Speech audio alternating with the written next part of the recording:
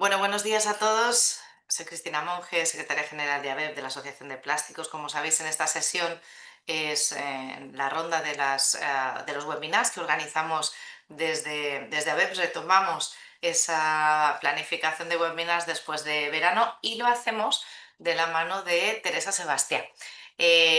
Vamos a comenzar una ronda de webinars relacionados con el tema de la comercialización de productos plásticos enfocadas a conceptos como el greenwashing, que seguro que habéis oído hablar mucho últimamente de ello y de cómo también al plástico se nos ha puesto en el foco de atención social, a veces de crítica social. Bueno, con este proyecto que lidera Teresa y que colaboramos con ella, hemos querido poner el foco en cómo poner en valor los productos fabricados en materiales plásticos desde la responsabilidad ética, pero también abordando aquellos elementos que nos van a favorecer a la hora de comunicar con criterio y responsabilidad sobre las propiedades y también las condiciones medioambientales de los productos que fabricamos. Desde luego el greenwashing y Europa tomó la iniciativa en este sentido. Iba a ser un contexto bastante facilitador, porque como muchos de vosotros habréis comprobado, lo que suele pasar es que el desconocimiento del cliente nos coloca en una situación de clara desventaja cuando intentamos trasladarle las ventajas de nuestro producto y la visión que tiene el cliente es que si está fabricado en materiales plásticos, pues no es bueno de partida y nos tenemos que encargar un poco en esa labor comercial también de desmitificar los conceptos asociados a la falta de bondad del material plástico, que como sabéis y como hemos defendido mucho en la asociación y compartimos con todas las empresas del sector la visión, el problema no es el material, sino la gestión de residuos. Y efectivamente tenemos un reto como sociedad a la hora de gestionar todos los residuos que somos capaces de generar como sociedad, pero en particular de aquellos, en nuestro caso de los productos fabricados en materiales plásticos, que ofrecen especiales retos en su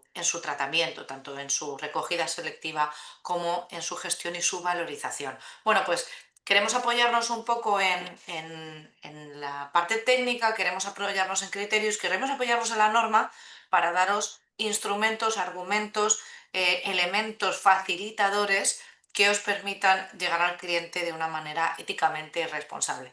Ese es el contexto en el que ponemos adelante este proyecto, como os decía, de la mano de Teresa Sebastián, y en el que, como veis ahí, hemos montado un itinerario formativo del cual hoy estamos participando de la primera de las acciones. Son dos webinars, el primero se celebra hoy, comercializar productos plásticos, cómo afrontar las relaciones comerciales en el marco del greenwashing. El segundo lo celebraremos el 30 de octubre, invitados quedáis y recibiréis la información para inscribiros en el correo de agradecimiento de este webinar. Se denominará comercializar productos plásticos, valor añadido del material plástico, y concluiremos con una jornada el 6 de noviembre en la que, entre otras cuestiones dentro de la agenda, vamos a presentar esta guía de comunicación ambiental Plastic True Talk, en el que bueno, se van a recoger muchos de los conceptos que vamos a ver en estos dos webinars y sobre todo pretende ser al final pues, un elemento material al que podáis recurrir también y compartir con vuestros equipos comerciales, como os decía, para poner en valor los productos plásticos desde un punto de vista ético y responsable. Y bueno, sin más, os adelanto que acompañando a Teresa hoy en este webinar estarán Gonzalo Bosquet y Pilar Marqués, ambos dos especialistas en cuanto a comunicación medioambiental y con quien queremos dar también una visión introspectiva del tema, pero al mismo tiempo son personas no tan vinculadas al sector del plástico per se. Por tanto, esa mirada externa que al final nos da objetividad, clarividencia desde la experiencia. Y por mi parte, sin más, Teresa, todo tuyo. Pues muchísimas gracias, Cristina. Muy bienvenidos a todos. Gracias, Gonzalo. Gracias, Pilar, por acompañarnos también en esta mañana. Y nada, tenemos un formato pensado de diálogo, de conversación. Así que nosotros vamos a ir contando cosas, vamos a ir hablando entre nosotros cuatro, pero estáis todos más que invitados a trasladarnos vuestras opiniones, vuestro parecer o incluso si tenéis alguna consulta. O sea que en ese sentido ya lo hemos hablado cuando preparábamos la sesión, que queremos de verdad que sea muy Y también. colaborativa. Hemos preparado una Teresa, presentación. solo, perdóname, solo una pequeña interrupción que no lo he dicho. Al finalizar la sesión, todos recibiréis las presentaciones que compartamos, así como el vídeo de la sesión. El turno de preguntas lo podemos reservar para esa parte un poco más de diálogo. No vamos a ser muchísimos, así que sentiros con libertad también un poco de levantar mano. Yo os iré dando paso. Podéis evacuar las consultas también a través del chat. Y recordaros que esta es una sesión de formación financiada dentro de un proyecto de la Consellería de Innovación, Industria, Comercio y Turismo de la Generalitat Valenciana. Ahora sí. Estupendo. Pues vamos allá. Hemos preparado una presentación entre Gonzalo, Pilar y yo para tener esta parte de guión más fácil, sobre todo porque vamos a hablar de algunos datos, vamos a hablar de algunos conceptos y queremos que realmente pues, os podáis concentrar más en esa parte de trasladar el aprendizaje y llevarlo a la práctica de estas relaciones comerciales que son tan importantes y que a veces se hacen tan difíciles, ¿no? Comentaba Cristina que al final estáis en conversaciones o en negociaciones, os piden funcionalidad, os piden unas características de los envases y al final cuando lleváis la solución, los peros vienen por la sostenibilidad. Vamos a entender hoy qué peros pueden ser que proceden de cumplimiento legal y cuáles pueden ser más una estrategia de empresa y sobre todo nos vamos a centrar mucho en los cómo de esa comunicación. Voy a compartir, de acuerdo con aquí.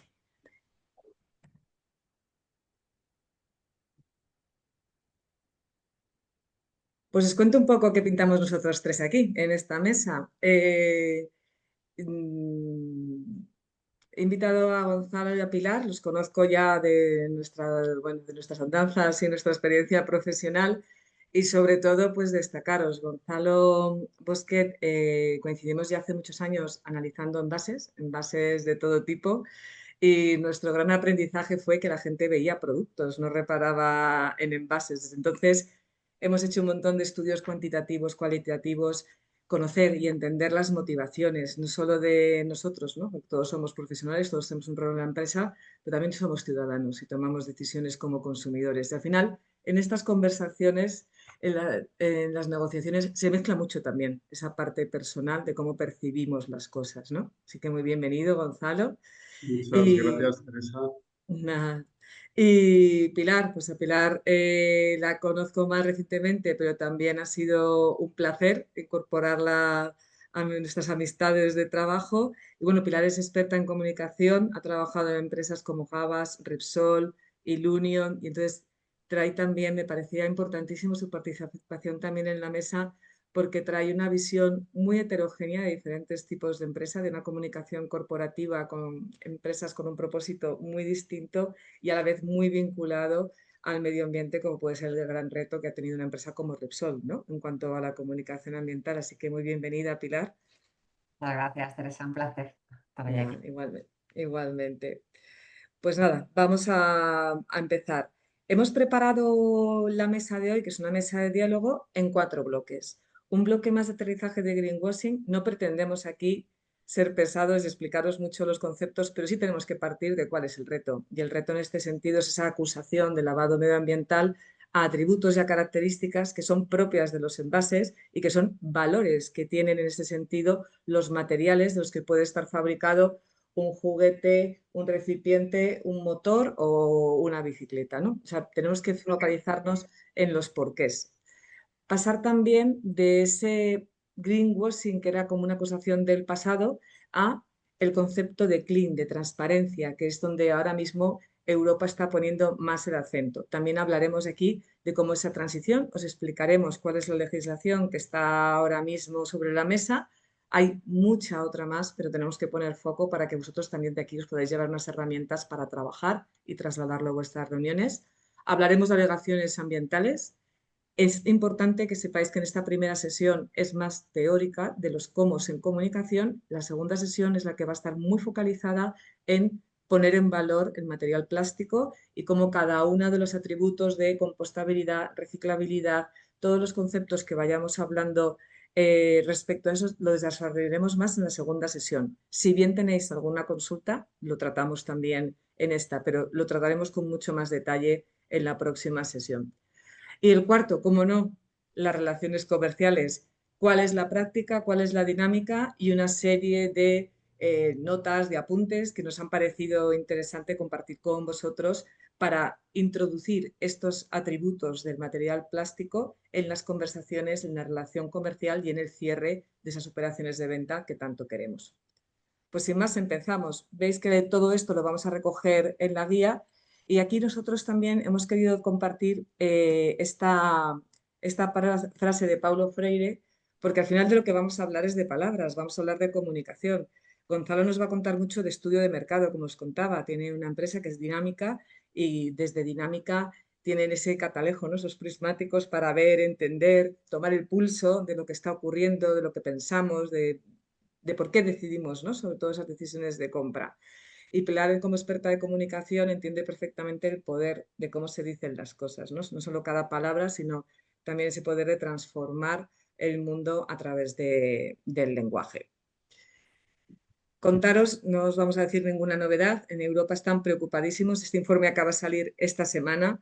Sabéis que hemos vivido una hiperactividad de desarrollo legislativo, que el año pasado, desde el 22, no paramos de leer legislaciones, siguen saliendo, que parece que ya va cogiendo un poco esto un ritmo un poco más asumible, pero sobre todo aquí lo que sí queremos es remarcar ese contexto del Pacto Verde Europeo en el que se busca conseguir esa sostenibilidad, ¿no? Como Estados miembros, como Unión Europea, pero también como industria. Sabéis que recientemente, en principios de este año, hablaban de la brújula de competitividad, tenían unos indicadores en la economía circular y este proyecto de estrategia circular que se tiene a nivel europeo, porque perdemos puntos, ¿no? En esta parte de circularidad. Estamos activando medidas, estamos haciendo inversiones en circularidad y, sin embargo, la pérdida de competitividad respecto a otros países fuera de la Unión Europea lo que nos hace es perder esos puntos. Y aquí traemos un vídeo que ha hecho precisamente ABEP con datos sectoriales. ¿Os acordáis?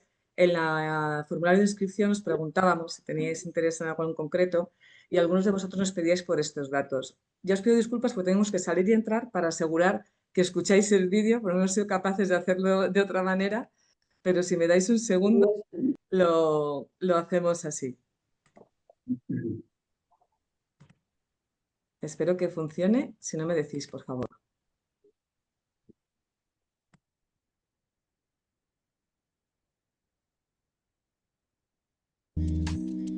La industria del reciclado plástico en Europa está en una ¿Se escucha encrucijada bien? crítica.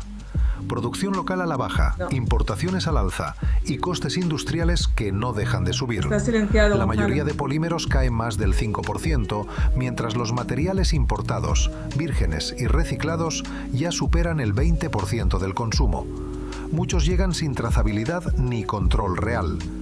Competencia desleal con sello de sostenibilidad dudoso. La producción europea retrocede a niveles del año 2000 y los residuos se fugan. Las exportaciones de plásticos crecieron un 35% en 2024. El cierre de plantas se acelera. La capacidad perdida en 2024 se duplicó frente a 2023. Los objetivos europeos de 2025 peligran y con ellos 5.000 millones de inversión en circularidad. El sector pide medidas claras, controles estrictos, condiciones justas y protección para la producción europea. Francia ha dado un paso adelante. Propone una bonificación de 400 a 1.000 euros por tonelada para plásticos reciclados producidos a menos de 1.500 kilómetros. Una medida que va a beneficiar a países vecinos como España, Italia o Bélgica. ¿Y si esta solución se adoptara en toda Europa? Podría ser el impulso que necesita la economía circular. Pues como podéis ver, en este vídeo de ABEP se recogen precisamente las cifras de esta evolución en la que se refleja claramente...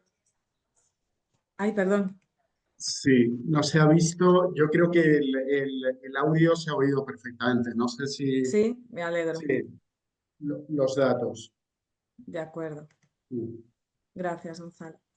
Entonces, en este vídeo, cuando estabais viendo los datos, lo que queremos es sobre todo plasmar esa preocupación que tenéis ahora mismo con esa presión de mercado en la que, por supuesto, tenéis el reto importantísimo de vender. Y aquí es donde entramos con el greenwashing. ¿Por qué? Porque nos empiezan a explicar que tenemos que comunicar de una manera determinada, que tenemos que tener una serie de requerimientos y de requisitos para poner en el mercado. Sabéis, por ejemplo, en el concepto de los envases, los requisitos esenciales del envase. Tienes que cumplir una serie de características. Estas son unas normas, las normas UNE que existen desde el 2005 y que en principio todo envase que se pone en el mercado europeo tiene que cumplir con esas normas. Pero a eso además se le unen características, como podéis ver aquí, que os he traído de la última newsletter que han enviado desde Packaging Europe, precisamente por la feria K, que se celebra el próximo día 8 de octubre en Alemania. Todas las alegaciones son alegatos medioambientales, son características que hacen referencia a la innovación, a la incorporación de materia prima secundaria, al origen de las fibras, a si es un origen renovable o fósil, la reducción de emisiones de CO2. Esto es lo que hoy queremos que tengáis con esa base de seguridad. ¿Por qué? Porque aunque el centro es comunicar este legato ambiental, esto a la vez tiene que estar sujeto a un cumplimiento de metodología, a una fundamentación técnica y tiene que tener también ese requisito de transparencia, ¿no? Ese clean que hablábamos en la introducción. Pues bien, este es el reto que hemos planteado para la mañana de hoy y vamos a empezar con el término que ya lo hemos dicho varias veces y que queremos sobre todo ahora compartiros una investigación que lo va a presentar Gonzalo de percepción social sobre el plástico como material. He preparado solamente para que veáis en pantalla porque no hay una normativa que haya definido el greenwashing de una manera estricta, pero sí se puede entender de las diferentes formas de enfocarlo, y lo veis aquí en la pantalla, el entender que es una declaración o bien un alegato que habla sobre medio ambiente, pero que no va a tener, como os decía antes, esa fundamentación técnica. Es decir, que yo estoy diciendo una característica de mi material o de mi producto, pero no tengo una acreditación, una documentación que me permite verificarla o justificarla, o que cuando lo estoy utilizando en marketing resulte poco claro, ¿no? Poco veraz. Hemos puesto aquí un vídeo y con este vídeo ya damos paso a Gonzalo. A ver si me deja aquí esto.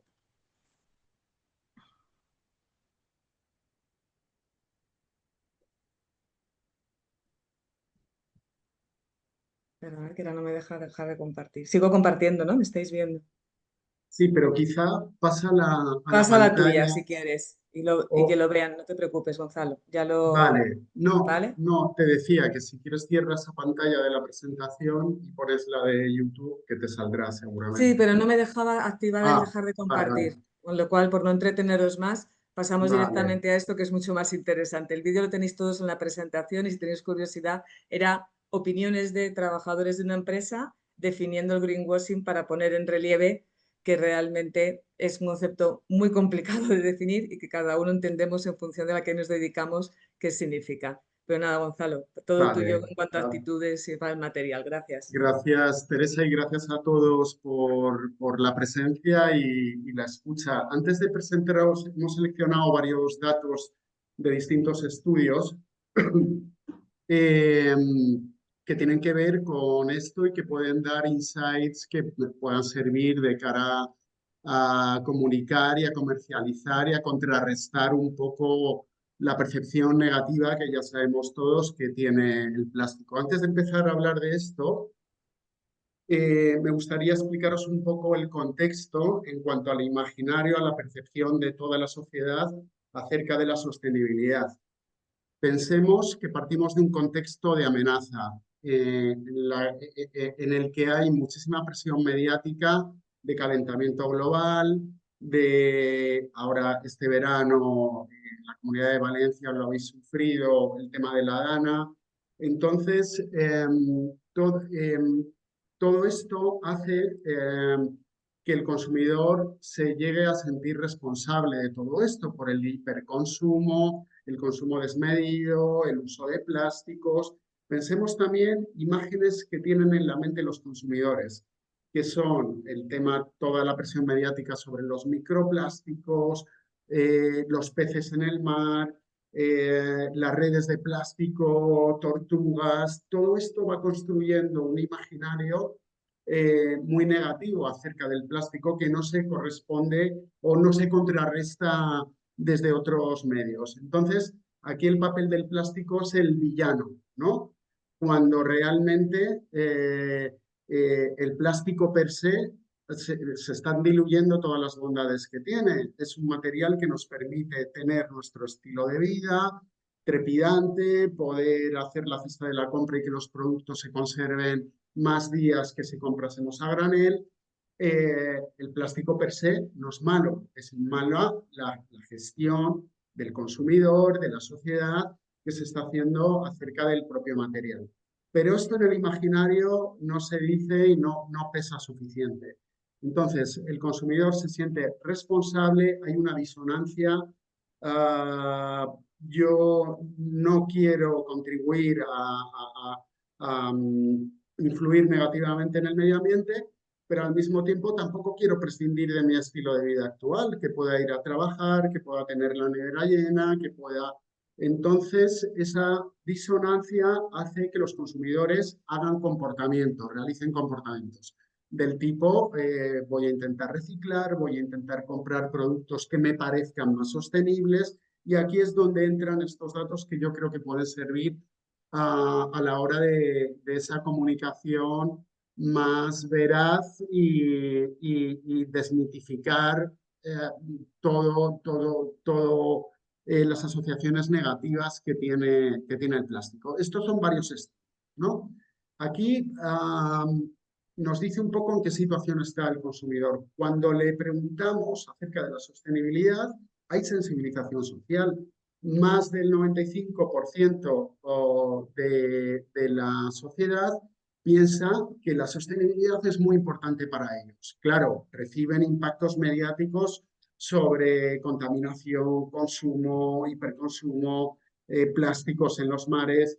Entonces, es muy importante o algo importante para el 95%, pero cuando ya en esta parte hablamos de sensibilización, pero cuando pasamos a la concienciación, a qué comportamientos reales hace el consumidor, fijaros que hay un gap. Ahí ya no hacen tantos, ¿no? El 32 no hace tanto como a nivel de comportamientos. Y es que ser sostenible es caro.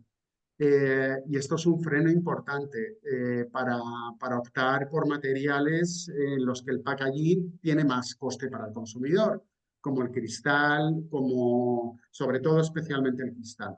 Entonces, soy sostenible en gran parte de los ámbitos de mi vida cotidiana. Ya se reduce al 32%. Y en algunos ámbitos de la vida cotidiana sube al 60%. Pero esto se corresponde simplemente con comportamientos de reciclado. Reciclado en el hogar, reciclar envases, intentar colaborar así. No todo el mundo tiene, y menos ahora con la inflación que hemos atravesado, tiene el bolsillo lo suficientemente lleno como para comprar productos que encima suponen un sacrificio en la economía familiar. Entonces, vemos que aquí hay un gap en la sensibilización y los comportamientos. Pasamos.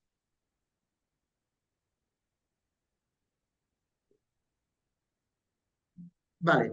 Lo que vemos cuando ellos se enfrentan a un producto, ¿qué es lo que les hace pensar en que ese producto es sostenible o no? El envase aquí juega un papel esencial, bastante por encima que el hecho de los etiquetados de productos bio, productos eco o la procedencia. Es decir, prefiero consumir producto de España.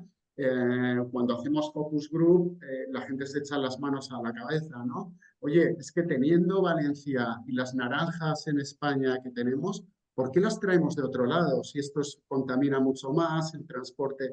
Pero es cierto que el envase aquí se erige como un poco el adalid de transmisión de un producto sostenible o no. Aquí se demoniza el plástico por toda la presión mediática que hemos comentado, y salen como iconos de lo sostenible los envases de cartón y vidrio. Pasamos.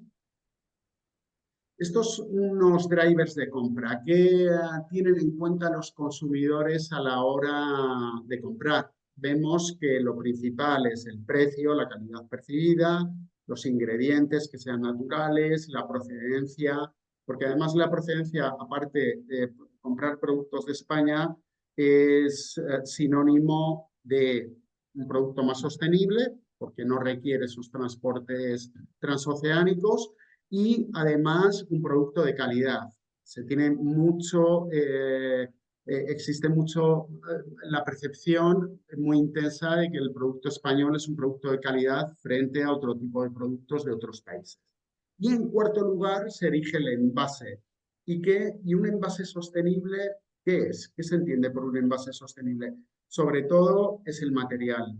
Ahora lo veremos cuantificado, que el material es lo que transmite la idea de sostenibilidad de un producto. Después, un tamaño, sobre todo los tamaños familiares, son más sostenibles. Y luego la funcionalidad. Y pasamos aquí el vidrio y el cartón, te dejan mucho más la sensación de un producto sostenible.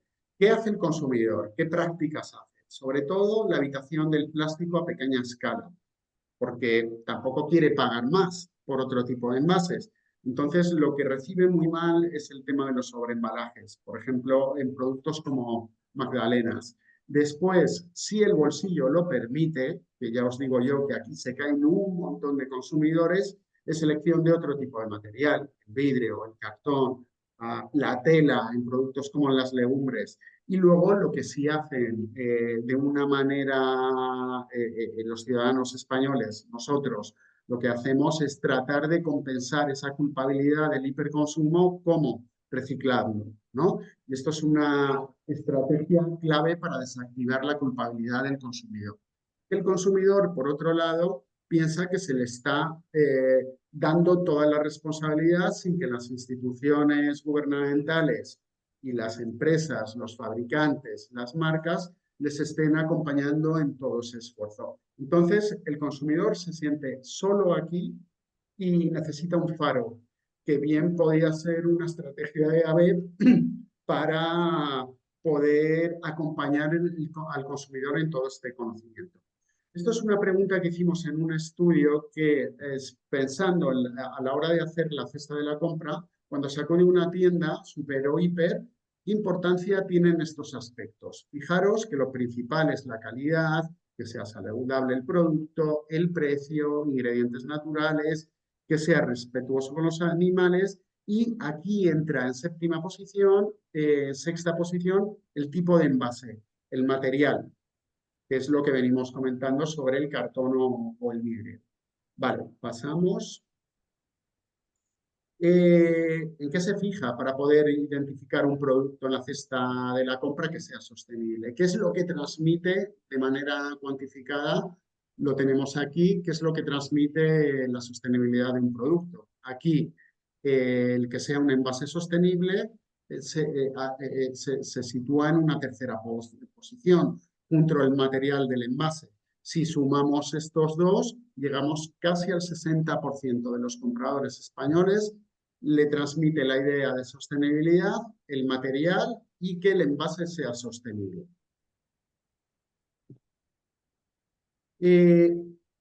¿Incita a comprar que sea sostenible? ¿No incita a comprar? Sí, incita a comprar siempre que no sufra demasiado el bolsillo. Entonces, más del 80% de la población piensa que los envases, la percepción de un envase sostenible incita, es persuasiva y moviliza la compra de ese producto.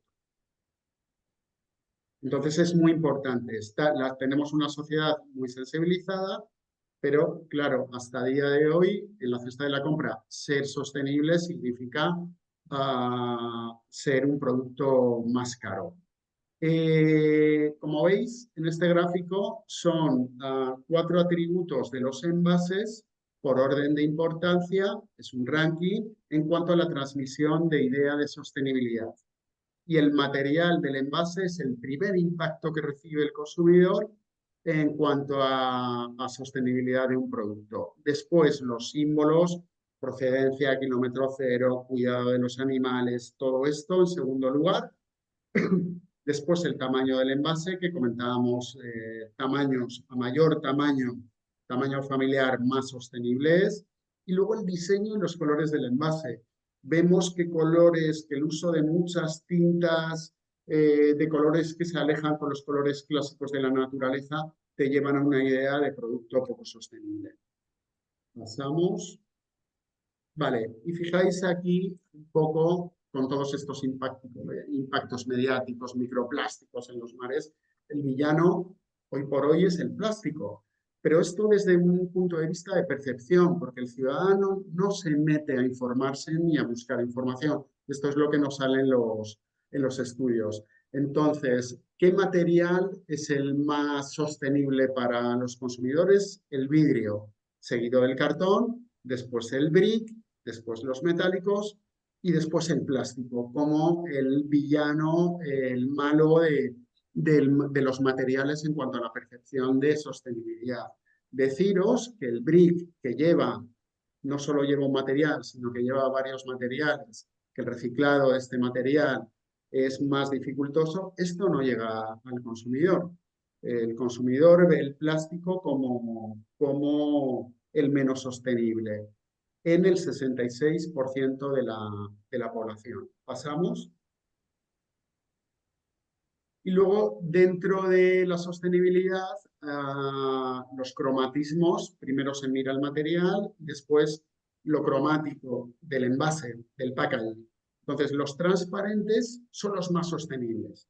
Esto es un insight importante para los fabricantes de plástico. Los envases transparentes son sostenibles seguido de todos estos colores que remiten y evocan naturaleza, colores marrones, pardos, verdes, los transparentes con color y después los que menos sostenibles se perciben en cuanto a packaging es el uso de muchas tintas multicolores, impactantes y llamativas, que esto a nivel de comunicación en marketing tiene mucho sentido, pero a nivel de sostenibilidad del producto no tanto. Pasamos.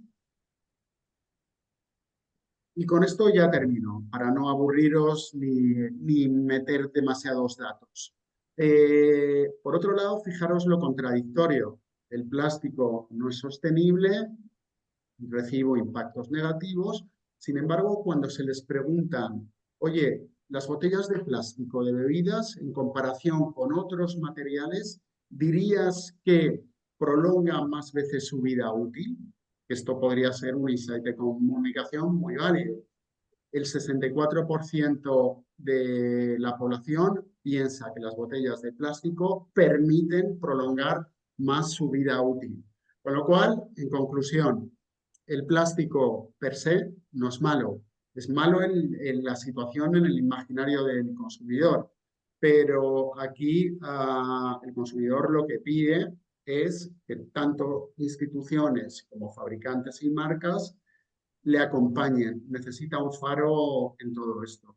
Y esto puede ser, partimos de esa base de percepción de amenaza y de esta contradicción. Qué malo es el plástico, pero sin embargo permite prolongar mucho su vida.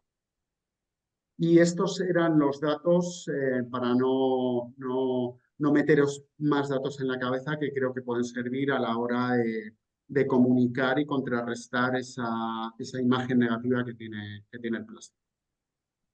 Pues muchísimas gracias, Gonzalo. Yo creo que realmente os hemos querido compartir este caso práctico enfocado en el envase plástico, porque sobre todo queríamos poner en relevancia esa contradicción, ¿no?, de la percepción, la sensibilización con el comportamiento, ¿no? Hemos visto que me fijo en el material, en los símbolos, en el color, me gustan transparentes, aprecio la durabilidad, pero luego cuando veo los drivers de compra, los primeros siguen siendo entre ellos el precio y la calidad, y lo sostenible es caro porque se produce de una forma sostenible y por tanto hasta ahora de momento, mientras no llegue mucha más innovación tecnológica, sigue siendo caro.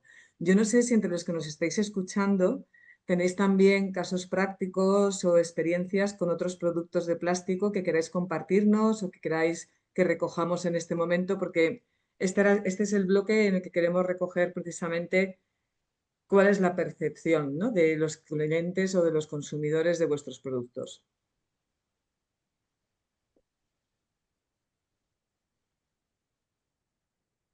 Teresa, solo un comentario, un Sí, poco a colación de lo que estáis comentando.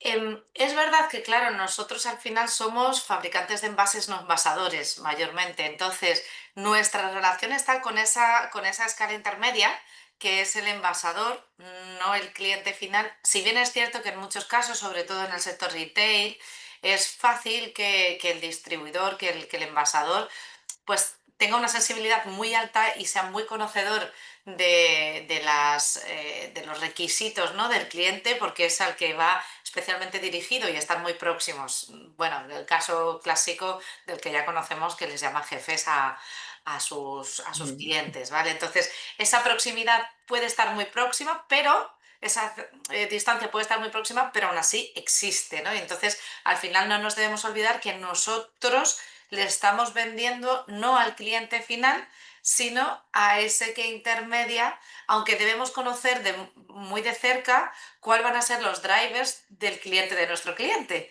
que al final, aguas abajo, nos va a nos va a derivar a nosotros. Y muchas veces, por lo que a mí me han comentado fabricantes de envases, lo que les pide su cliente es que le ayude a justificar, defender, hacer entender, explicar qué es cierto y qué no es cierto en materia de sostenibilidad del envase que está poniendo en el mercado cuando este envase es de plástico.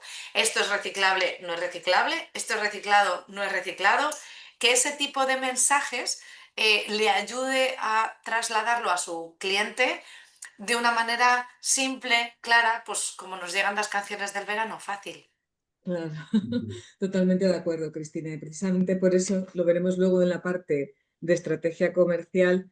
No se trata tanto de dar respuesta directamente al consumidor, sino que en la conversación de la negociación, de la conversación de la puesta en valor del envase o el producto de plástico que se esté fabricando, sí que hay una serie de características que puedes avanzarlas y ponerlas ya en la mente del intermediario que hay ahora mismo hasta consumidor final. Es decir, si nosotros somos capaces de entender cómo piensa el consumidor final, sabremos también qué es lo que quiere nuestro cliente o qué le va a enganchar porque es que esto me lo están pidiendo, es verdad. Y no me acordaba porque lo que estoy haciendo es comprar esto para un envase para rellenarlo o hacer esto para ensamblarlo. Pero al final hay que venderlo, ¿no?, para que funcione Mm. toda la cadena. Entonces, esa es la parte que en el greenwashing sí es muy importante, porque nosotros vamos a hablar de lo que hacemos, pero lo tenemos que contar y poner en valor a nuestro cliente y al cliente final, y por ende en la sociedad. Por eso traer el caso práctico de Envase, porque creemos que sí que está muy arraigado y quizá es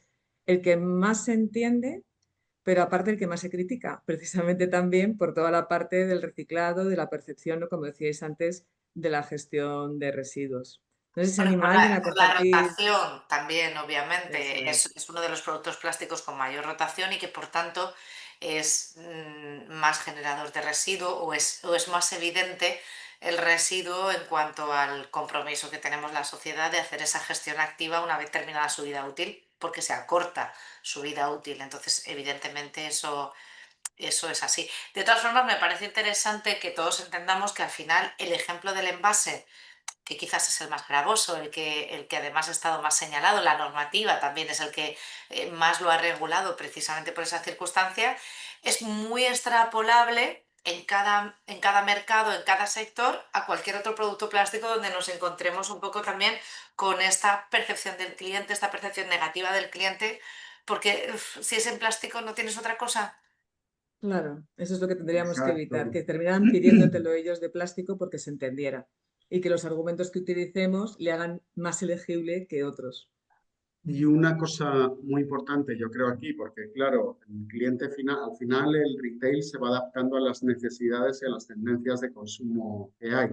Yo creo que es importante lo que estabas comentando, Cristina, ¿no? Utilizar también el retail para desmitificar el plástico, porque no olvidemos que se están diluyendo las ventajas que tiene el plástico, que es lo que hoy, a día de hoy, nos está permitiendo seguir el estilo de vida que tenemos. Llegar a casa y tener leche durante una semana o que las magdalenas se prolonguen su caducidad, es decir, el plástico tiene bondades indudablemente, aparte de aspectos funcionales, de ligereza, almacenamiento, etc. Y todo eso en el consumidor final se está diluyendo, ¿no?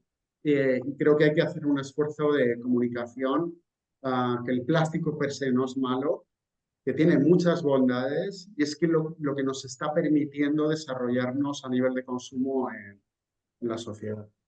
Sí, y es fomentar esa preocupación y esa responsabilidad individual de cada uno en dar una gestión correcta a los productos cuando llegan a su fin de uso, pero luego fijaros que hay cosas como cuando has puesto las gráficas de edades, ¿no? Y las percepciones, y luego yo este verano no he parado de ver gente joven con el Stanley ese que era el termo este gigante de agua, ¿qué tal? O sea, que hay muchas veces que las modas, que las tendencias te hacen en esa parte, ¿no? Pilar, no sé si tú ahí quieres entrar un poco, que también eres profesora de universidad y los ves en acción, esa parte, ¿no? También movilizadora de las nuevas generaciones, ¿no? Que son importantes del sector de consumo también. Efectivamente. Lo que pasa es que la contradicción llega, llega siempre, ¿no? Porque hay muchos jóvenes que siguen modas, a veces más sostenibles, a veces menos, pero es cierto que ellos son los que están más comprometidos y más sensibilizados con este tipo de cosas, la verdad, o por lo menos lo reconocen. Lo que pasa es que también reconocen, y yo he hecho muchas veces ese experimento en aulas grandes, con a lo mejor 400 estudiantes. ¿Vosotros compráis productos de sostenibilidad? Por ejemplo, ¿compráis ropa porque os aparece una etiqueta de sostenibilidad? Y te dicen sí. Y levanta la mano todo el auditorio, 400 personas. Y a continuación dices, ¿y cuántos de vosotros habéis ido a mirar si eso era realmente sostenible? Y te levantan la mano dos. Este experimento lo he hecho ya varias veces y siempre ocurre lo mismo. O sea, al final lo decía Gonzalo, ¿no? O sea, compramos las cosas pensando que son sostenibles, pero luego no vamos a buscar información. Y luego otra cosa que a mí me gustaría un poco también poner sobre la mesa para que lo podáis abordar, discutir y tal, es que esto no es fácil. O sea, entender este tema de la sostenibilidad, yo muchas veces en entornos te dicen, pero no, es que esto es reciclado. No, no, te refieres a que es reciclable. Bueno, sí, que se mete en el contenedor. Entonces, tenemos que entender que al final nosotros que nos dedicamos a esto, pues podemos tener pues un cierto nivel de conocimiento y tal, pero en sí Claro. muchas veces de lo que me doy cuenta es que no estamos trasladando mensajes sencillos. Entonces, ¿cómo simplificar el mensaje para que tanto en el fabricante del envase, fabricante del producto, que se lo tiene que ofrecer a su cliente, y que tiene que asumir también que el nivel de conocimiento de su cliente es uno dado y tiene por lo tanto que ser capaz de simplificar mucho los mensajes, hacerlos entender de una manera sencilla, al mismo tiempo que suficientemente completa como para que se entienda el mensaje? Esto para mí creo que una gran deuda que tenemos y un ejercicio complicado que tenemos los comerciales a la hora de acercarnos a nuestro cliente. ¿Cómo Total. simplificar el mensaje sin que pierda mm, contexto, ¿no? Sin que pierda toda la magnitud técnica y toda la explicación adecuada para su comprensión? Y aparte que ahí, justo en el desarrollo regulatorio, que es extenso, nadie te da unos apuntes de cómo simplificar. Te dicen que lo acredites, que esté respaldado, verificar, y te dice que sea sencillo, pero no te dan esos trucos para que sea sencillo. Y es verdad, las relaciones comerciales es clave. Uno, la empatía y el otro, la cercanía. Y eso es responsabilidad de nosotros como comerciales. Tenemos que ser capaces de hacerlos entender y de dar la información clave a la persona que tiene que tomar la decisión, sea en este caso con una empresa o estemos hablando con un ciudadano, un vendedor en una tienda, o sea, quien sea. En ese sentido, si queremos trasladar la sostenibilidad y ponerla en valor, tenemos que ser capaces de comunicarlo. Pues si queréis empezamos con esta parte más de mensajes. Os animo, bueno, os vamos a dejar no, se va a decir tomar nota, pero no porque está en la diapositiva. Vamos a ver la base legal de por qué está todo esto, ¿de acuerdo? Acordaros que decíamos que del Green al Clean pasábamos de esa autorregulación, de esa proliferación de normas, a lo que es una serie de normas muy concretas y para nosotros en este sentido aquí tenéis un esquema que es un poco ese mensaje de pensar en green, de una imagen ecológica a un impacto ambiental, es decir, ir aterrizando todos esos conceptos más idealistas, más de mejora, a cómo lo vamos a hacer y de qué forma lo tengo que hacer para poder compararme y también estar conforme a lo que me pide el mercado, ¿no? Pues veis, por ejemplo, declaraciones voluntarias, una verificación oficial, el uso de color verde, los símbolos, todo eso ya no. Vamos más a una trazabilidad, una reducción de huella de carbono y, por supuesto, evitar esas promesas en las que no puedo probar ni la inversión ni los resultados que estoy obteniendo, y ir más al cumplimiento de normativa, pero es más, si estoy yendo más allá del cumplimiento de normativa, sí tener esas auditorías o sistemas de certificación que me permiten acreditar que estoy cumpliendo con esos estándares de calidad. Pues estas son las normas que a nosotros nos parece ahora mismo, no son todas las que son, pero sí que es las que están ahora mismo en la mesa y el debate que se está teniendo ahora mismo.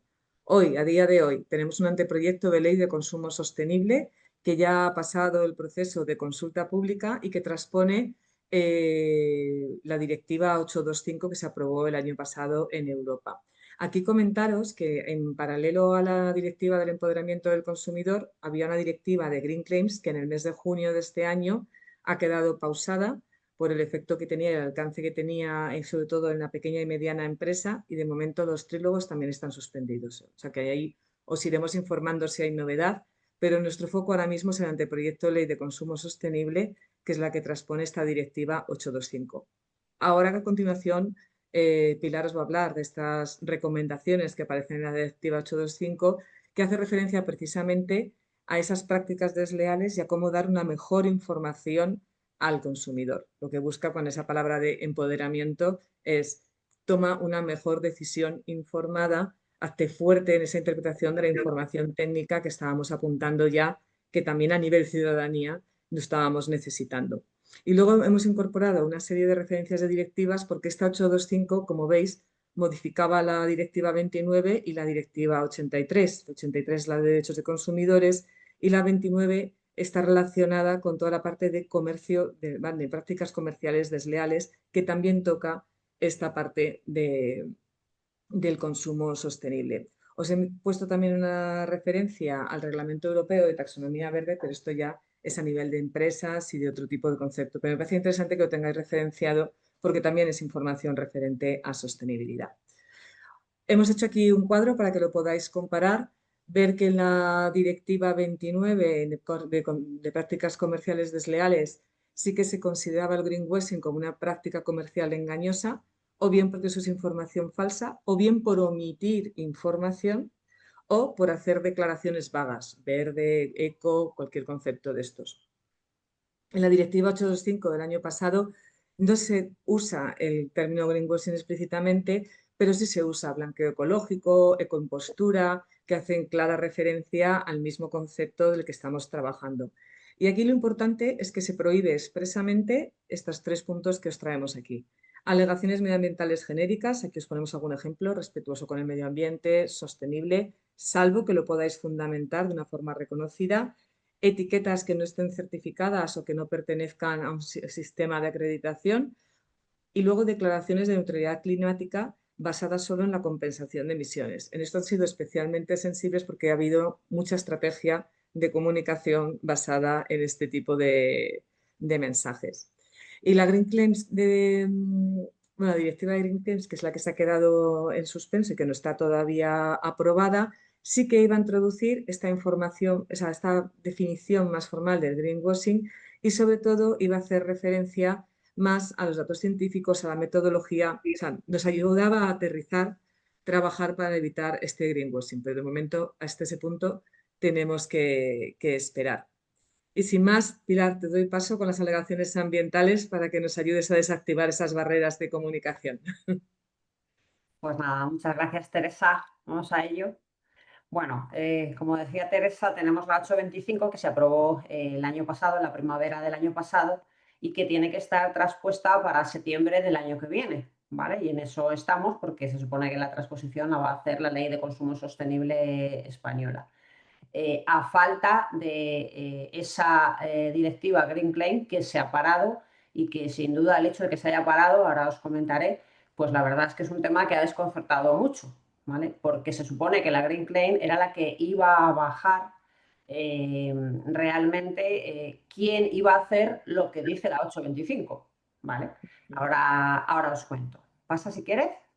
Bueno, La directiva 825 no surge de la nada, surge pues, en torno al Pacto Verde Europeo y a todo lo que se había hecho con economía circular y a todo lo que Europa está haciendo, lógicamente, en sostenibilidad y en transición ecológica. Y lo que entiende el Parlamento Europeo es que para que los consumidores contribuyan realmente a la transición ecológica necesitan tener información, ¿no? Algo bastante obvio, ¿no? Y que esa información sea clara, pertinente y verificable para que así puedan actuar.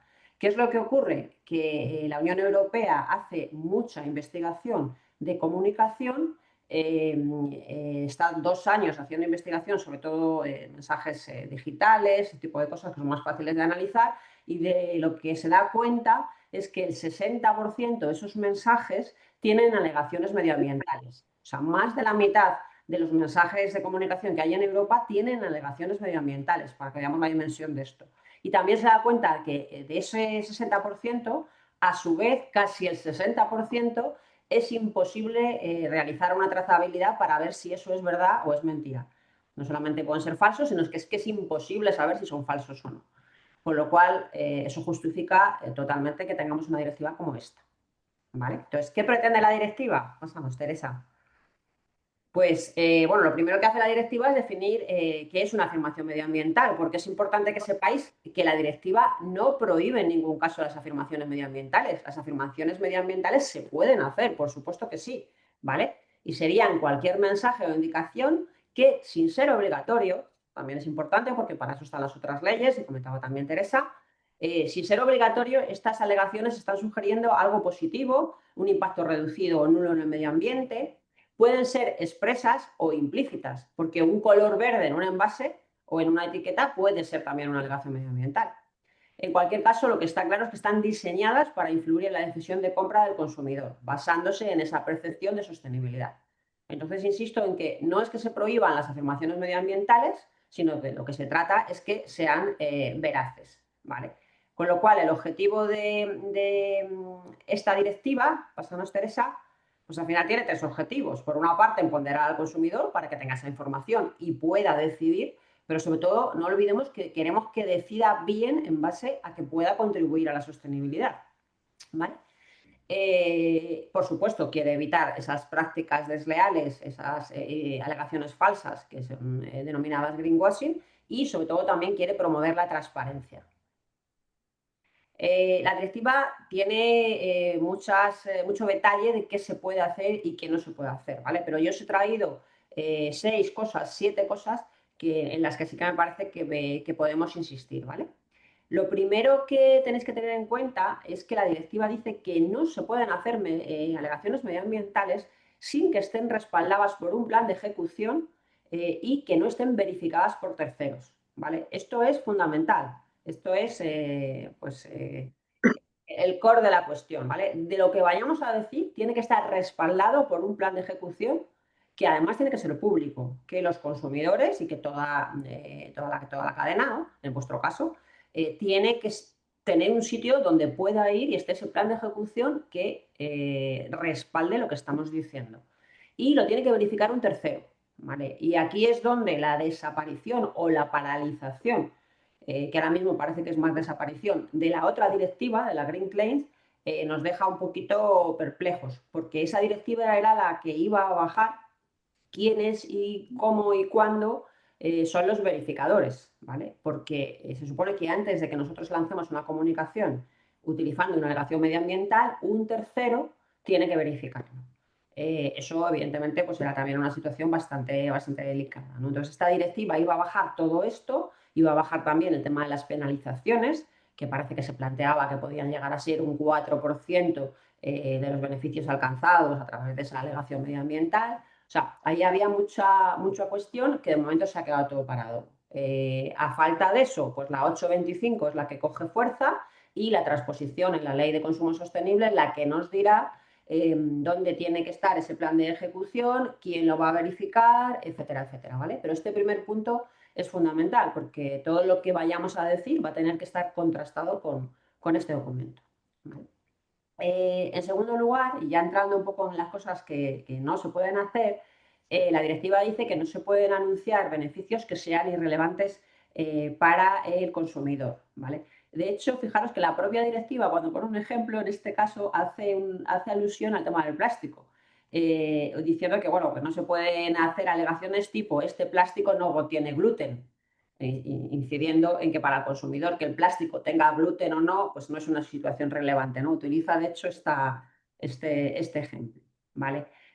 Otra cosa que no se puede hacer es cuando hacemos una comparación, ¿vale? Esas comparaciones tienen que estar apoyadas en datos reales, ¿vale? Tenemos que decir por qué estamos comparándolo y con qué criterio estamos comparándolo, ¿no? No podríamos decir nuestro bioplástico es idéntico al PET, pero es más verde y quedarnos así tan a gusto, ¿no? Tendríamos que explicar por qué y qué método de comparación hemos utilizado entre una cosa y otra, ¿no?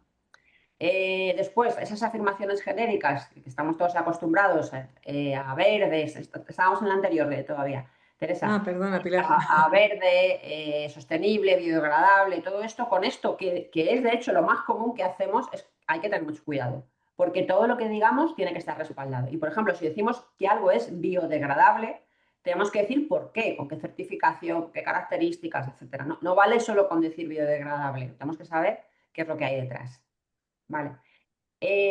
Luego, más cosas. La siguiente, que no se pueden hacer. No se pueden hacer afirmaciones genéricas sobre un producto cuando realmente lo que es sostenible es solamente una parte, ¿no? Aquí, por ejemplo, podríamos tener, que además es muy típico, este envase de champú es 100% reciclado, cuando a lo mejor solamente es reciclado pues el tapón, ¿no? Que en este caso podría ser de plástico. Eso también es algo que se hace mucho y no se va a poder hacer. Luego, un tema que ha suscitado mucha polémica y que también es uno de los más importantes de la directiva es el tema de la compensación de emisiones de gases de efecto invernadero, ¿vale? Por ejemplo, en el contexto de la aprobación de esta directiva, había 20 compañías aéreas en Europa denunciadas por este tipo de alegaciones, porque las compañías aéreas estaban diciendo yo compenso las emisiones de carbono, imaginaros, planto árboles, pero claro, eso no significa que tú seas sostenible. Y aunque tú estés compensando lo que contaminas, eso no te hace más sostenible. Entonces y es una práctica todavía muy, muy común utilizar la compensación de gases como para trasladar que algo es sostenible y confundir un poco al usuario, ¿vale?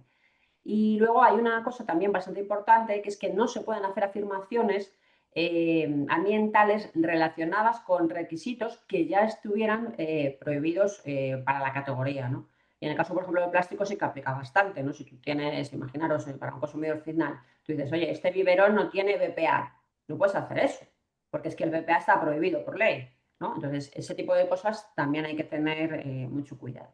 No lo he puesto aquí, pero lo ha comentado Teresa antes, la directiva también intenta regular todo el tema del etiquetado, porque los etiquetados falsos también llevan al consumidor a pensar que el producto puede ser más sostenible. Entonces, todas las etiquetas van a tener que estar avaladas pues por los organismos que han certificado esas etiquetas y, en resumidas cuentas, lo que no podemos hacer es inventarnos etiquetas, que es algo que pasa.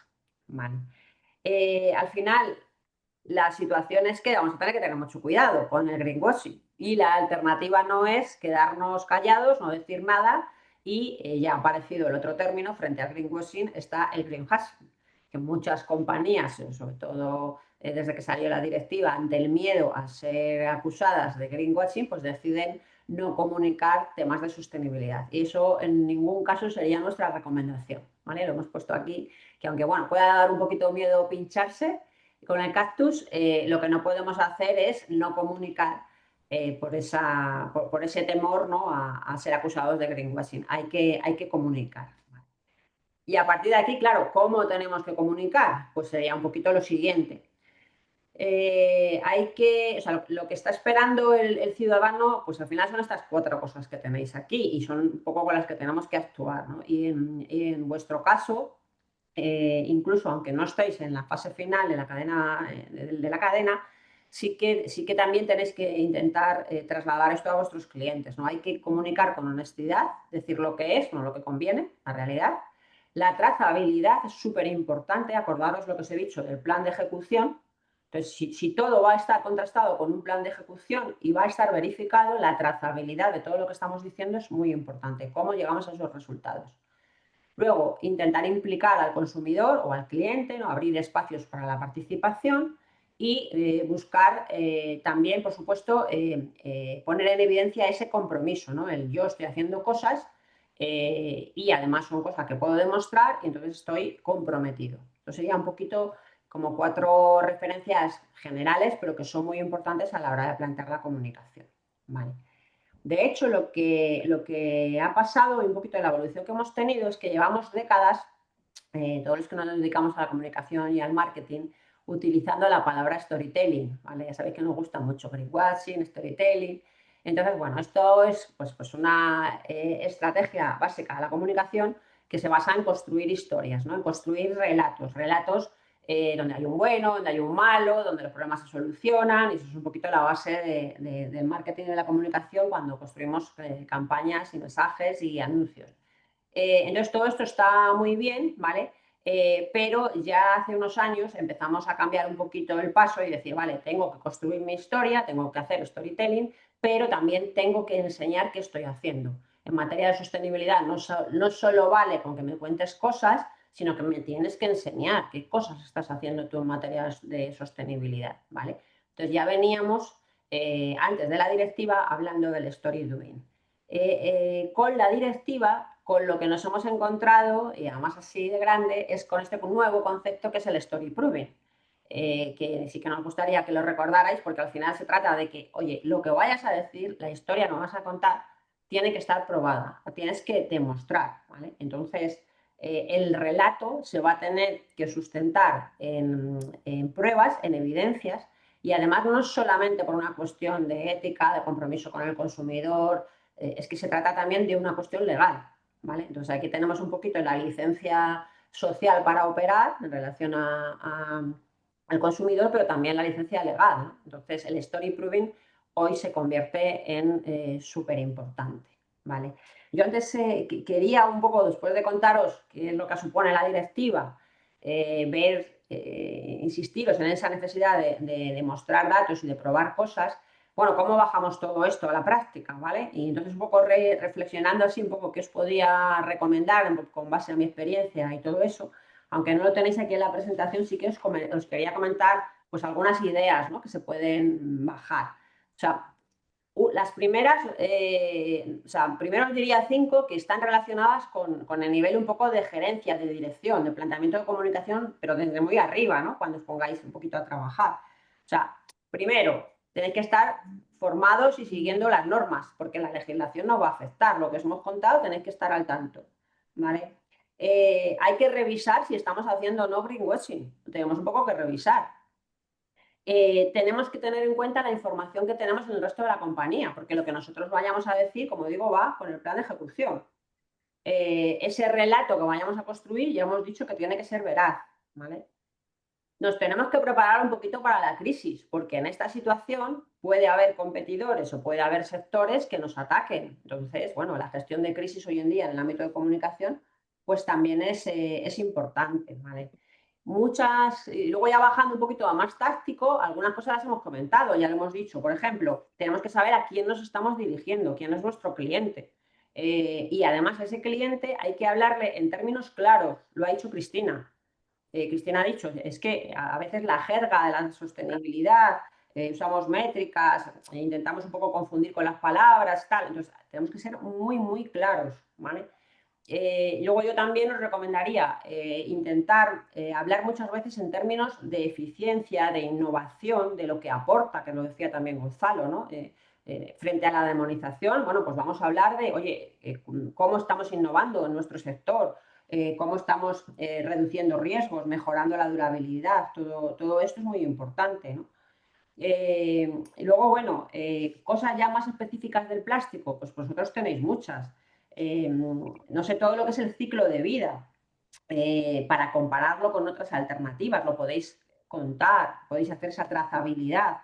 Podéis, por ejemplo, contar casos de éxito, ¿vale? Casos de éxito del sector, de vuestra propia empresa, ¿no? Cómo el plástico está reduciendo, pues, por ejemplo, emisiones en la cadena logística. O sea, intentar puesto que el consumidor no conoce qué es lo que hay detrás del plástico, lo habéis dicho todos vosotros, los que habéis intervenido, pues yo creo que es bueno intentar sensibilizar, ¿no? En las bondades, entre comillas, del plástico, en el sentido de que, claro, tampoco se trata de darle la vuelta al 100%, pero sí que utilizando, pues eso, la innovación, el ciclo de vida, toda la trazabilidad del reciclado, todas esas cosas, intentar construir un relato que sensibilice y enseñe, ¿no? Y forme al consumidor. Y bueno, ya me callo y seguro que surgen más cosas. No, podríamos estar escuchándote, vamos, encima nos das hasta ideas, así que muchísimas gracias, Pilar. No, te estaba escuchando y estaba pensando también en Palenberg, o sea, que al final es como que contamos lo que hay que hacer, ¿no? La industria lo que tiene que hacer, pero yo y seguro que Cristina, Anabel y Gonzalo también en dinámica, ¿no? Porque esa parte de cuando has lanzado estáis haciendo greenwashing vosotros, es decir, que ya no solamente es desarrollar nuevos mensajes, sino realmente lo que estamos contando, ¿no? Es ver si estás dando mensajes superiores al real, porque a lo mejor estás con una estrategia, con esa visión, pero todavía no has llegado, ¿no? Esa parte que dices ahora de probar las cosas me parece muy importante. eh, por una parte, hacer este ejercicio y luego, por otra parte, también no desanimarse en que parezca que es mucho, porque en realidad hay un punto de medición inicial que es qué estoy haciendo y no estoy contando, ¿no? Y cómo lo cuento. Y luego ya vendrán las grandes historias, pero sí identificar esos mensajes o esas afirmaciones que son reales, veraces y demostrables, ¿no? Creo además que se abre una oportunidad, ¿no? Con toda la normativa, porque recuerdo una estrategia de comunicación de una marca de agua que hablaba de agua en caja, era Tetrabric, pero hablaba en caja. Al hablar de eso es un ejemplo de greenwashing perfectamente, ¿no?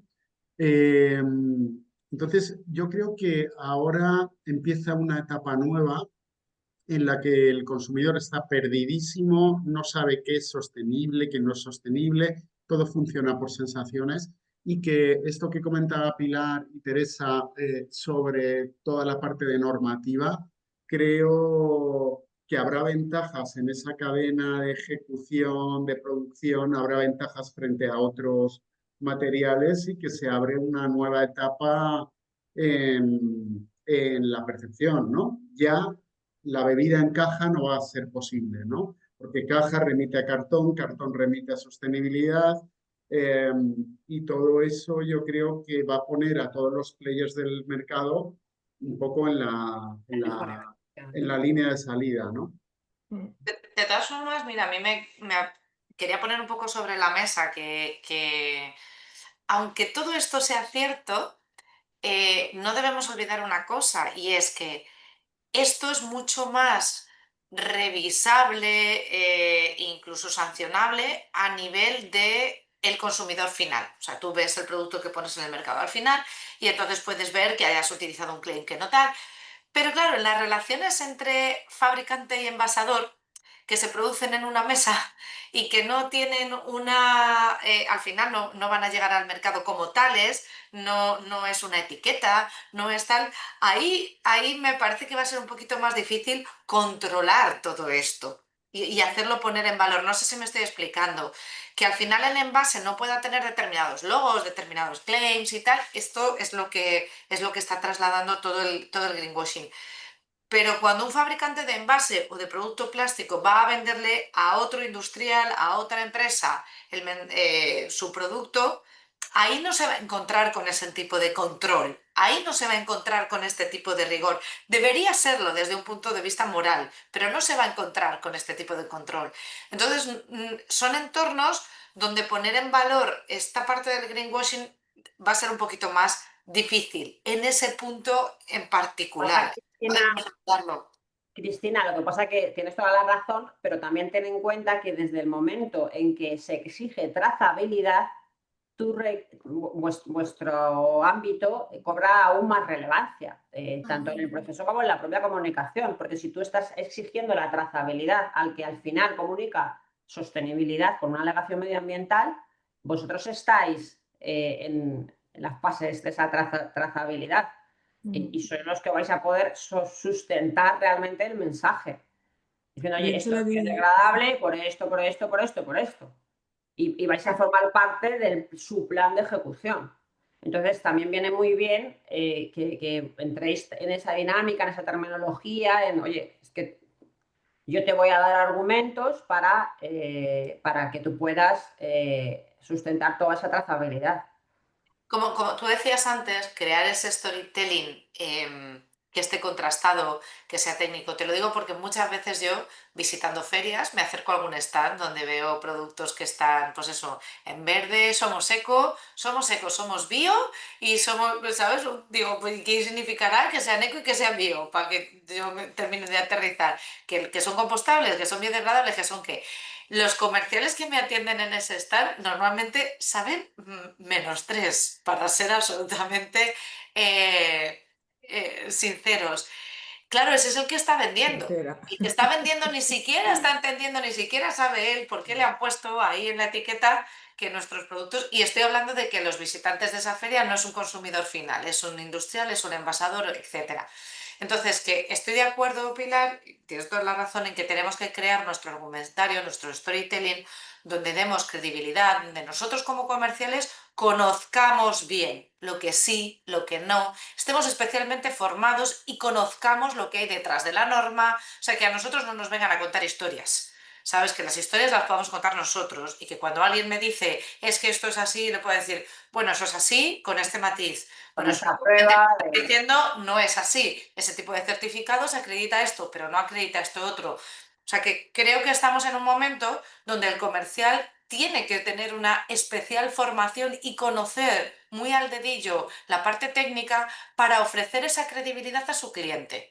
Para que su cliente entienda que el que tiene delante sabe lo que está diciendo. Y lo que le dice, por tanto, tiene un nivel de credibilidad mayor que la media de otros clientes con los que se pueda sentar y que el comercial habla de oídas, toca de oídas y sabe algo, pero no sabe lo que se anda. Ese tipo de credibilidad creo que hoy en el mercado, en esa relación de uno a uno, en esa relación de mesa te vendo, ofrece una puerta semiabierta que no lo ofrece otros contextos. Porque el propio cliente, como hemos venido diciendo, no sabe y necesita que su proveedor sepa.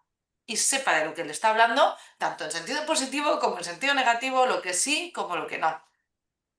Que nos has dejado el tema servido ya perfecto para entrar en la estrategia comercial. Aquí, en lo que estabais diciendo, sí es importante esto que también mencionabas de cuando hablamos de greenwashing o de las green claims, parece que está muy focalizado a producto, pero en realidad en la directiva, cuando hablan de acciones engañosas, hablan de la prohibición de prácticas y ahí hacen referencia a esto que hablábamos de desempeño ambiental superior al real. Un desempeño ambiental es también el proceso de producción, es también cómo se gestionan todos los equipos y afirmaciones sobre sostenibilidad sobre una empresa. Y lo dice explícitamente, dice sobre un producto o una empresa.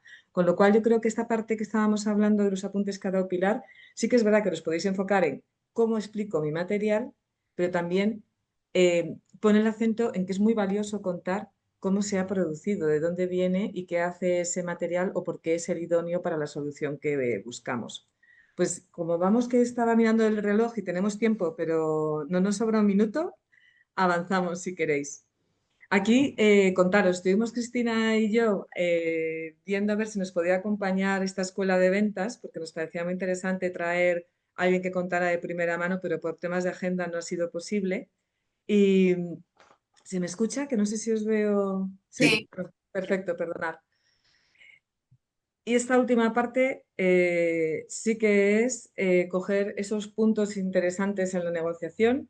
Vamos a coger metodología clásica de lo que es el viaje del cliente hasta la decisión de compra y lo que sí vamos a fijarnos es hacer zoom en aquellas cuestiones que pueden ser especialmente interesantes para incorporar estas alegaciones ambientales y, como decíamos, pueden ser sobre el material plástico, que es de lo que estamos hablando, o sobre de los procesos y vuestras propias empresas como introductoras o presentadoras de estos materiales.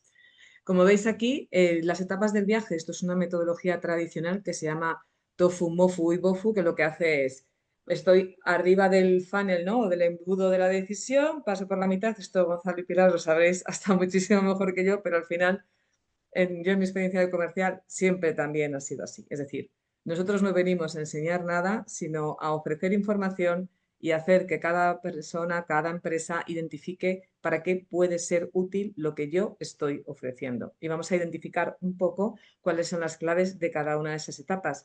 Pero ya lo veis aquí en este embudo. Lo que vamos a intentar es captar un interés a través de la concienciación, que se tenga la atención centrada en dónde voy a centrar la decisión y después ya el desempeño, que para nosotros como comerciales es vender nuestro producto. Pues bien, en la primera parte, en el inicio, fijaros el dato, el 45% del tiempo que un comprador dedica al proceso de compra ocurre antes de hablar con un comercial. O sea, antes de que nosotros estemos contando lo bien que lo hacemos y cómo es nuestro producto, ya hemos sido sometidos a un examen previo en el que, oye, o sea, puede ser desde el boca a oreja de ¿no conoces a alguien que te facilite esto, que esté bien? A ahora con la inteligencia artificial y con todas las herramientas que tenemos de digitalización, esa búsqueda. Al final aquí la conversación digital con el cliente es fundamental y en parte centrarla en esto, en ser encontrado. No se trata tanto de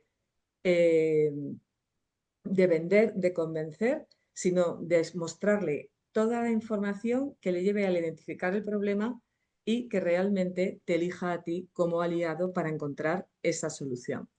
Fijaros, por ejemplo, en ese dato, ¿no? El 78% de los compradores B2B consume de 3 a 5 contenidos educativos antes de hablar con un comercial. ¿Por qué no ser nosotros los propios generadores de esos contenidos para poder ofrecerle esa información, esa concienciación, esa formación que decíamos antes, para que cuando estemos hablando de alegaciones ambientales, disculpad, sepamos de qué estamos hablando? Si yo hablo de reciclabilidad, que Gonzalo, Pilar y Cristina estemos en el mismo nivel del concepto de reciclabilidad, porque muchas veces la misma palabra no tiene el mismo significado para todos nosotros, ¿vale? Es eliminar la fricción y captar.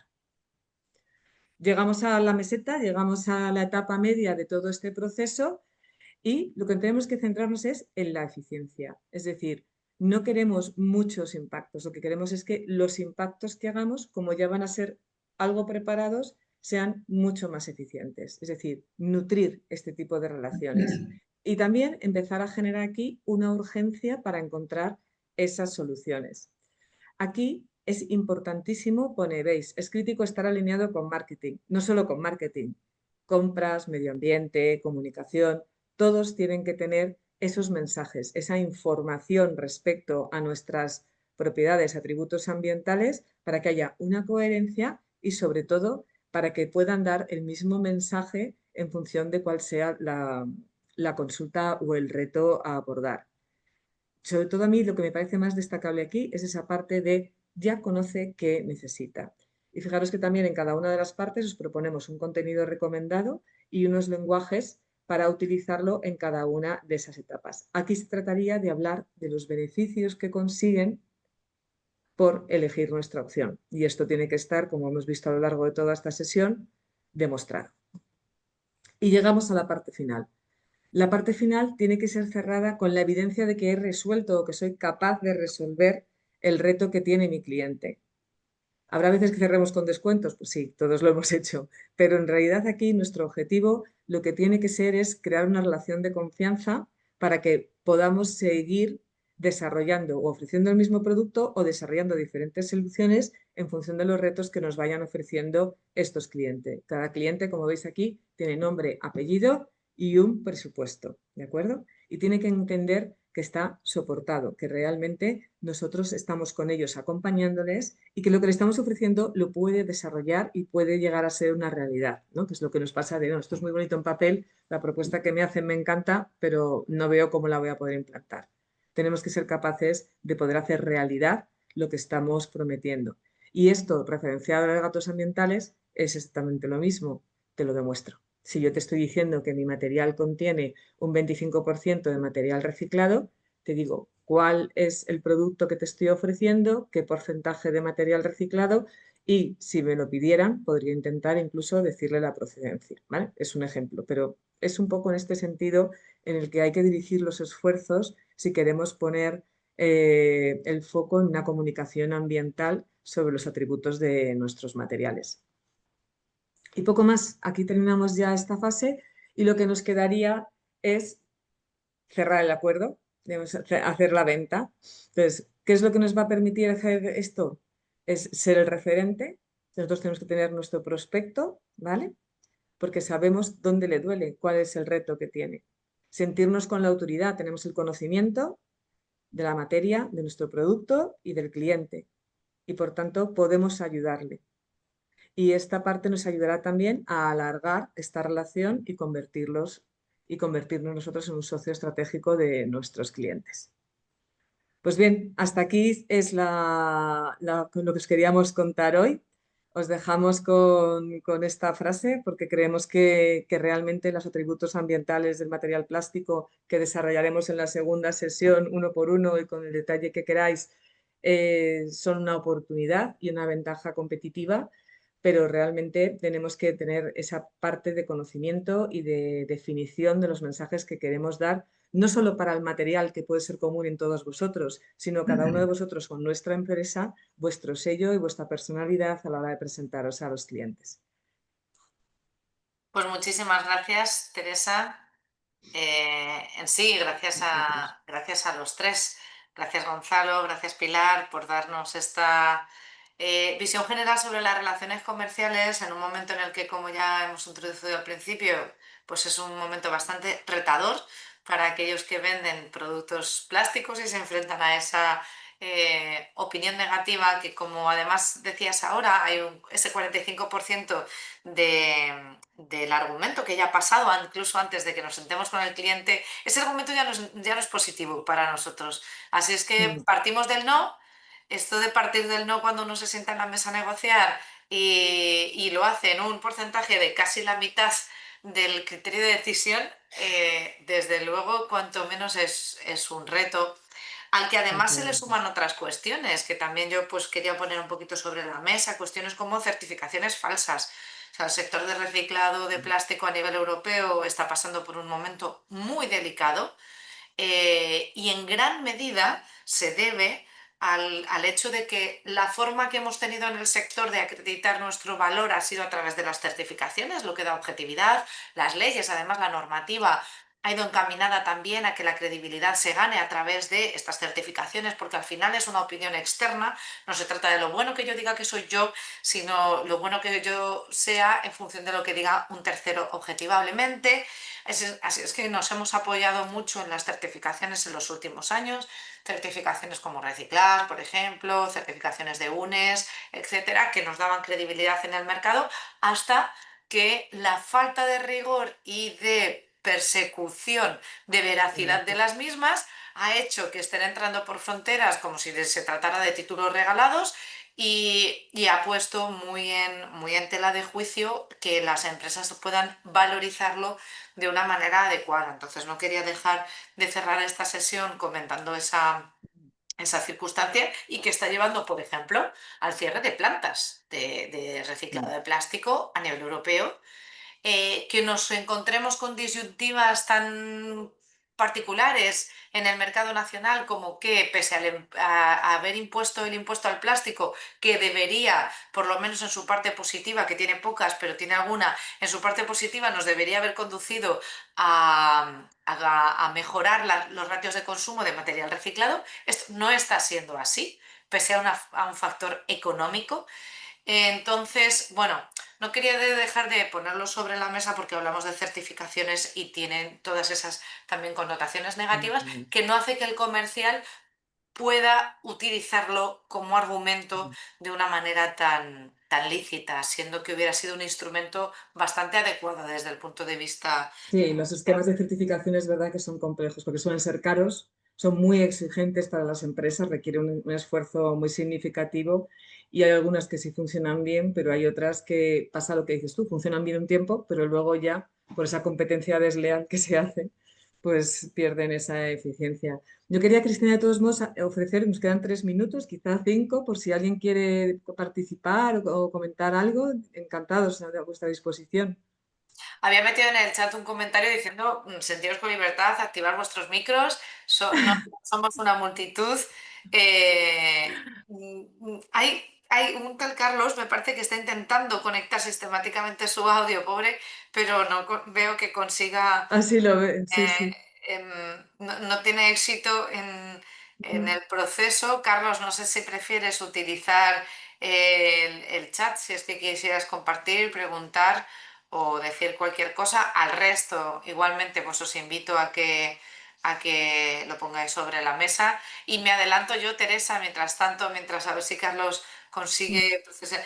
Un tema que me gustaría ver en el próximo webinar, porque lo que queremos es poner en valor precisamente esas cualidades sí positivas, y es el uso de la huella de carbono. Desde ABEP estamos apostando mucho por el tema de huella de carbono y huella hídrica, porque creo que dentro de otras estrategias como el pasaporte digital de producto, de cómo visibilizar, cómo mejorar la relación de comunicación entre el fabricante y el consumidor, que es este PDP, este famoso pasaporte digital de producto, una de las cosas que más vamos a poder valorizar como sector, porque nuestro score va a ser positivo, es en el tema de la huella de carbono y la huella hídrica, porque al final se ha demostrado que a nivel de la producción el impacto medioambiental de producir productos plásticos, de fabricar productos plásticos y de ponerlos en mercado es bastante inferior a otros materiales por cuestiones tan fáciles como la ligereza o la temperatura a la que tienen que ser sometidos para su transformación, que es muy inferior a otros materiales que se consideran más nobles y que además vosotros mismos lo habéis puesto en las gráficas de datos que se visibilizan como más sostenibles, hablamos del cartón o hablamos del vidrio, y que desde luego sus huellas hídricas y huellas de carbono van a poner muy en términos relativos esa visión, ese argumento. ¿Queréis que intentemos sobre algún sector concreto? Porque ya sabes que normalmente las huellas también se utilizan directamente sobre el producto. Me parece que nosotros vamos a ganar sobre el producto. O sea, a mí una huella de carbono sectorial me parece que es el timo de la estampita, con perdón. Ya, no, no, por eso, que si quieres que sea sobre granza o que sea sobre un juguete, Producto, sobre un coche. sobre producto. O sea, Para buscamos nosotros, un par de casos prácticos de producto plástico. Fenomenal. sí, sí, sí. Sobre el producto, además, al final lo que las empresas venden es producto. No están vendiendo ni materia prima, no, porque no son No, fabricantes, no lo es compran, más petroquímica, bien. ni están vendiendo sector, están vendiendo producto. Entonces el producto es el que tienen que valorizar en esos términos. Muy bien, ¿No? Y no sé, por haremos. mi parte nada más, creo que Carlos sigue sin tener éxito. Sí, El resto están invitadísimos. Sabéis que de todas maneras, cuando convocamos el webinar, tenéis un espacio para dejarnos también preguntas. Alguien lanzó algún tema que nos ha servido también para orientar el resto de presentaciones y para definir también lo que podemos hablar en la siguiente sesión. eso es.